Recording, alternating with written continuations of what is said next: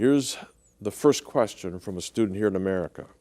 How can a God of all power and all love allow for evil in this world, especially if he knew in advance that the world would fall apart after he created it, and we would have atrocities and the sickness and the suffering that we have?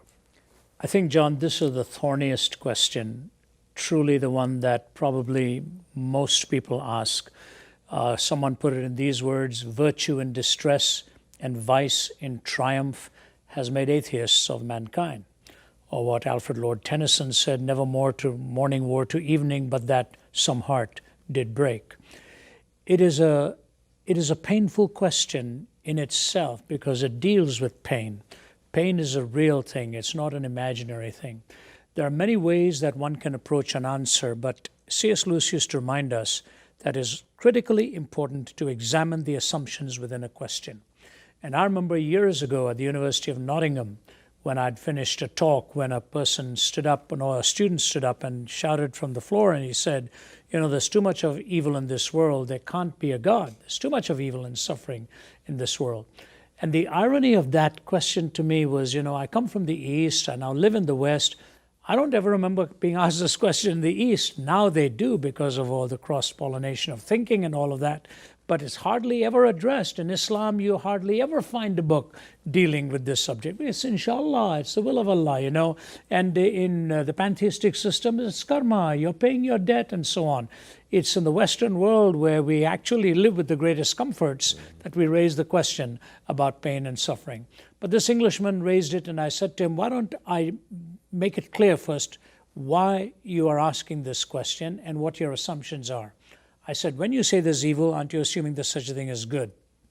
He paused and he said, yes. I said, when you say there's such a thing as good, aren't you assuming there's such a thing as a moral law on the basis of which to differentiate between good and evil? He struggled with this and we interacted, and finally he said, yeah, there would have to be an objective moral standard from which to differentiate between good and evil.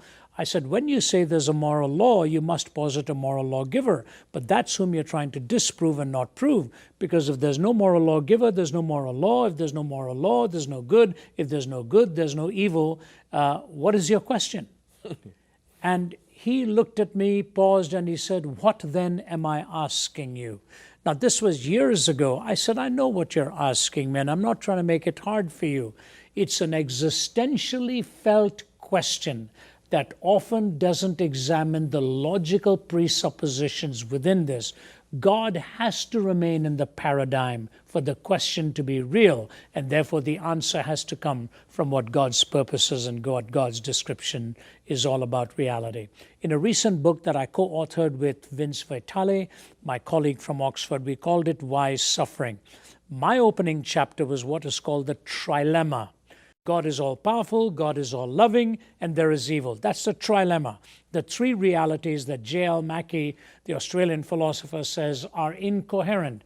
God is all-powerful, God is loving, evil exists. He says it's an incoherence. So my question is, why is it a trilemma and not a quadrilemma or a quintilemma? Introduce one more. God is all-knowing. That's also a belief we have. And number 5, God is eternal. God is not judging everything just in time. There's an eternity. So it's not just the question is stacked when it's stacked as a trilemma. God is also all-knowing, and eternity also exists as a reality. And maybe those explanations can come in eternity. Let me just move to 2 quick answers in this. There's a young gal in Georgia where I live. I live in Atlanta. And her first name is Ashlyn. And one day her mother was on a television program discussing a strange problem that she has, which is called CIPA, congenital insensitivity to pain with anhidrosis. She cannot feel pain and her sweat glands don't work. The problem may sound good, you don't feel any pain. But the reality is, if she steps on a nail while she's on the sports field, it could puncture the skin, create an infection, and nobody could be even aware of it. The mother said the problems it has created in her life for what this malady brings into her body. She says, I pray one prayer every night. God, please let my daughter help to feel pain. She could put her hand on a burner and not know that her hand is burning.